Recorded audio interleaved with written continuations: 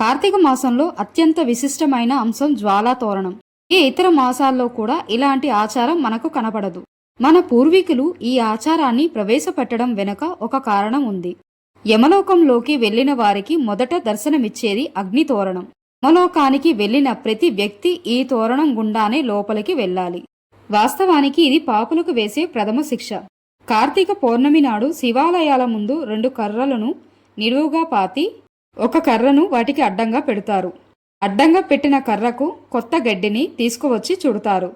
దీనికి యమద్వారమని పేరు కూడా ఉంది. ఈ నిర్మాణంపై నెయ్యి పోసి మంట పెడతారు. ఆ మంట కింద నుంచి పరమేశ్వరుడిని పల్లకిలో అటు ఇటు 3 సార్లు ఊరేగిస్తారు. శ్రీనాథుడు ద్రాక్షారామంలో జరిగే జ్వాలతోరణ మహోత్సవాన్ని భీమేశ్వర పురాణంలో వర్ణిస్తారు.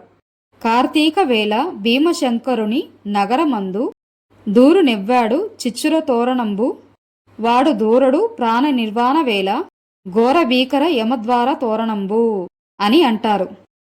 యమలోకానికి వెళ్లిన ప్రతి వ్యక్తి ఈ జ్వాలా తోరణం గుండానే లోపలికి ప్రవేశించాలి. ఇది మొదటి ప్రధాన శిక్ష వాళ్ళకి. ఈ శిక్ష నుండి తప్పించుకోవాలంటే ఈశ్వరుణ్ణి ప్రార్థించడం ఒక్కటే మార్గం. అందుకే కార్తీక పౌర్ణమి రోజున ఎవరైతే యమద్వారం నుంచి 3 సార్లు అటు ఇటు వెళ్ళి వస్తారో వారికి ఈశ్వరుడి కటాక్షం లభిస్తుంది. అతనికి యమద్వారాన్ని చూడాల్సిన అవసరం ఉండదు. అందుకే అందరూ తప్పనిసరిగా ఈ జ్వాలాతోరణ మహోత్సవంలో పాల్గొనాలి. దీని వెనుక మరో తత్వకోణం కూడా పురాణాల్లో చెప్పబడింది. జ్వాలాతోరణం కింద ఈశ్వరుడి పల్లకికి పక్కనే నడిస్తే శివ, నేను ఇప్పటిదాకా చేసిన పాపాలన్నీ ఈ మంటల్లో కాలిపోవాలి. వచ్చే ఏడాది దాకా ఎటువంటి తప్పు చేయకుండా సన్మార్గంలో నీ బాటలో నడుస్తా అని ప్రతీకాత్మకంగా చెప్పటం.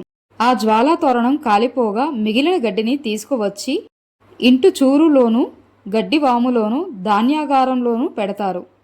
అది ఉన్న చోట్ల భూతప్రేత ఉగ్రభూతాలు ఇంటిలోకి రావని, ఈ గడ్డి ఎక్కడ ఉంటే అక్కడ సుఖశాంతులు కలుగుతాయని నమ్మకం.